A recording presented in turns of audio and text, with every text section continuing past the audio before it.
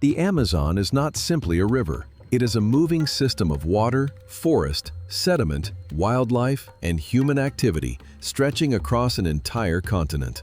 From the air, it can appear calm, a brown surface reflecting the sky, small boats moving between distant walls of green, villages standing quietly along the banks.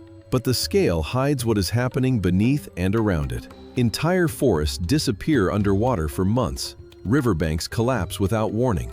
Animals move through water so dark that they may remain invisible from only a few meters away. Extreme floods can isolate communities. Extreme droughts can leave boats stranded in places where deep channels once existed. And in remote tributaries, the same river system that supports millions of people can also carry mercury, illegal gold, timber, and drugs. The Amazon does not have one dark side, it has many. Some are created by nature, others are created by people.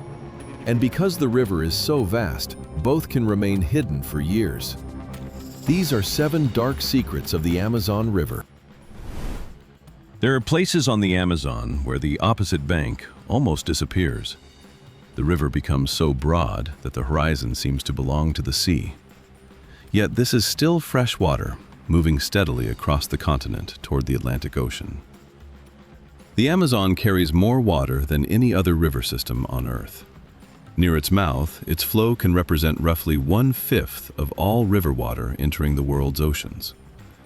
That volume creates a freshwater plume extending far beyond the coastline, changing salinity and carrying sediment deep into the Atlantic.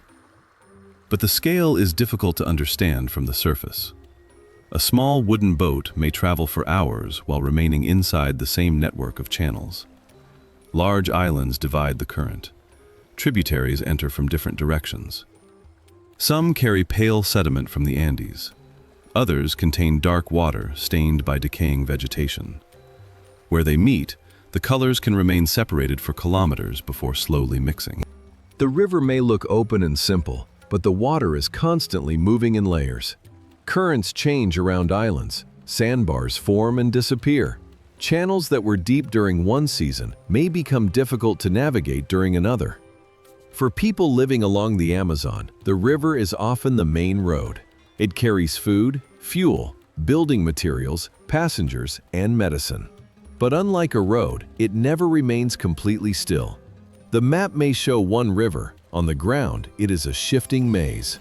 And once the water begins to rise, even the line between river and forest disappears. The next secret begins where boats can travel between the trees. For part of every year, the Amazon consumes its own forest. The water rises slowly at first. Low ground disappears. Roots vanish beneath the surface. Then the river moves deeper between the trees until an entire landscape has been transformed. These flooded forests are known by names such as Várzea and Igapó, depending on the type of water, sediment, and surrounding ecosystem. This is not an accidental disaster. Seasonal flooding is one of the central rhythms of Amazonian life. Fish leave the main river and move into the submerged forest. There, they feed among branches, roots, seeds, and fallen fruit.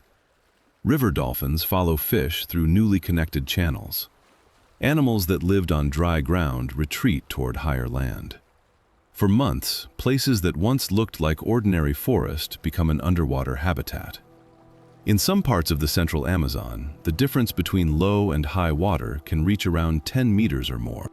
A tree standing far from the river during the dry season may later be surrounded by water deep enough for a boat. But this natural cycle is vulnerable. Deforestation removes trees that provide food and shelter for aquatic species. Dams can change the timing and intensity of the flood pulse. Extreme water levels may last longer than some plants can tolerate. And when the forest is cleared, the river loses one of the systems that helps hold sediment and support fish populations. The flooded forest looks mysterious because it appears to belong to two worlds. For part of the year, it is land. For another part, it becomes river. But not every piece of land returns when the water falls. Along unstable banks, the Amazon can remove the ground completely. The riverbank can look solid until the moment it disappears. A house may stand several meters from the edge. Trees may grow above the water. People may walk across the ground without seeing any sign that the soil below has already been weakened. Then a crack opens. A section of land shifts, and within seconds, earth, vegetation, and anything built on top of them can slide into the river. In the Brazilian Amazon, this phenomenon is often called terras caídas, meaning fallen lands. It is more complicated than ordinary surface erosion. The current removes material from the lower part of the bank. Water enters cracks and weakens layers of sediment. The river level rises and falls, changing the pressure supporting the soil. Eventually, gravity becomes stronger than the remaining structure. Sometimes the collapse happens in small pieces. In other cases, a large section of the bank fails almost at once. Trees fall vertically into the water. Buildings tilt toward the river. Docks and paths can disappear with the ground beneath them. The Amazon is naturally dynamic. Erosion on one bank may be balanced by new sediment forming land elsewhere. But this does not protect the communities standing in the wrong location.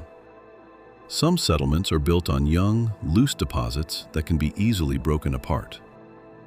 Boat traffic may add repeated waves to already unstable sections. Deforestation can remove roots that helped reinforce the soil. And extreme changes in water level may place additional stress on riverbanks. The danger is difficult to predict because the visible edge is not always the weakest point. A collapse can begin below the water, hidden from view. By the time the surface moves, the process may already be impossible to stop. But the mud does not only hide unstable ground. It also hides living creatures capable of detecting movement without needing to see it. Amazon water rarely offers a clear view of what lies beneath it. Sediment, organic material, and reflected light can turn the surface into a barrier.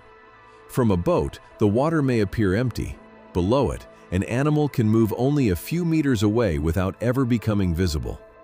This has helped create many exaggerated stories about the creatures of the Amazon. Piranhas are often portrayed as animals that instantly strip anything entering the river. Anacondas are shown hunting people through every flooded channel. Caimans are imagined waiting beneath every bank. The real ecosystem is more complicated. Most animals avoid humans when they can. Piranha attacks are not a normal result of entering Amazonian water. Large anacondas are powerful predators, but people are not their typical prey. The danger depends on the species, location, season, and circumstances. Yet some animals still possess abilities that seem almost impossible. Electric eels navigate murky water using electrical signals. They can also produce powerful high-voltage discharges for hunting and defense. Scientists once believed that all electric eels belonged to a single species. Research later identified 3 distinct species. One of them, Electrophorus volti, produced a recorded discharge of 860 volts, the highest voltage measured from any known living bioelectric organism. Voltage alone does not describe exactly what such a shock would do in every situation. But inside water, a powerful discharge can cause pain, involuntary muscle movement, disorientation, or a dangerous loss of control. The greatest risk may not be the electrical injury itself. It may be what happens when someone becomes unable to swim. Caimans, stingrays, snakes, parasitic fish, and large predators all occupy different parts of the river system. But the most unsettling feature is not the number of animals. It is the fact that the water allows them to remain hidden. And today, the river itself is becoming less predictable than many of the creatures living inside it. The Amazon has always moved between flood and drought. What is changing is the intensity. In 2023, water levels fell across much of the basin in what researchers described as the most extreme Amazon drought observed in modern records. Channels became too shallow for normal transport. Boats were left on exposed mud. Communities that depended on the river for food, drinking water, medicine, and fuel became isolated. Some lakes heated to abnormal temperatures. Fish and aquatic mammals died in areas where the remaining water became dangerously warm. At Tefe, the difference between the year's high and low water reached approximately 14.9 meters. The longer-term average was closer to 9.7 meters. This was not simply a dry season. It was a collapse in the normal rhythm of the river. Only a few years earlier, some monitoring stations had recorded exceptionally high floods. That contrast reveals a larger problem. Recent research suggests that parts of the Amazonian water cycle are becoming more intense. Wet seasons can become wetter. Dry seasons can become drier. Higher temperatures increase evaporation and place additional stress on forests and rivers. Deforestation may also weaken the recycling of moisture from vegetation back into the atmosphere. For riverside communities, the danger exists at both extremes. Too much water can enter homes, destroy crops, and cover roads. Too little water can stop boats, concentrate pollution, and disconnect communities from the outside world. The Amazon has always changed with the seasons, but the difference between those seasons is becoming harder to manage. And when the water becomes low and slow, another danger can become more concentrated. It cannot always be seen. It may have no smell, and it can enter the human body through food. Gold has transformed parts of the Amazon into industrial wastelands. Deep inside the forest, mining operations clear vegetation and excavate river sediment. Mud is pumped through machinery. Water becomes filled with suspended earth. Artificial pools replace forest. From above, the damage can look like an open wound surrounded by green. But the most dangerous part may be invisible. Artisanal and illegal gold mining often uses mercury to separate small particles of gold from other material. Some of that mercury enters the environment. Once it reaches aquatic systems, microorganisms can convert it into methylmercury, a form that accumulates inside living organisms. Small animals absorb it. Fish eat them. Larger fish consume the smaller fish. At each stage, concentrations can increase. For communities that rely heavily on fish, mercury contamination is not a distant environmental problem. It can become part of the daily diet. Long-term exposure can damage the nervous system. Children and developing babies are particularly vulnerable. The contamination may continue even after a mining site has been abandoned. Mercury can move through sediment, water, fish, and people long after the machinery has disappeared. The scale is difficult to monitor. Illegal mining sites may operate in remote areas beneath frequent cloud cover. Equipment can be moved. New excavations can appear along small tributaries far from major cities. And because the water is naturally brown in many parts of the basin, pollution does not always look unusual to an unfamiliar observer. The river may seem muddy because it carries sediment. Another tributary may be muddy because the forest beside it has been destroyed. From a distance, the difference can be almost impossible to see. But gold is not the only illegal cargo moving through this river system. The same geography that hides mining operations also creates thousands of routes that are difficult for any government to control. At night, a boat can disappear into the Amazon within minutes. It leaves the main river. It enters a narrow channel. Then the forest closes behind it. There are no road cameras, no border gates, no clear lines showing where one jurisdiction ends and another begins. This geography has made parts of the Amazon basin valuable to organized criminal networks. Rivers are essential for legal transport.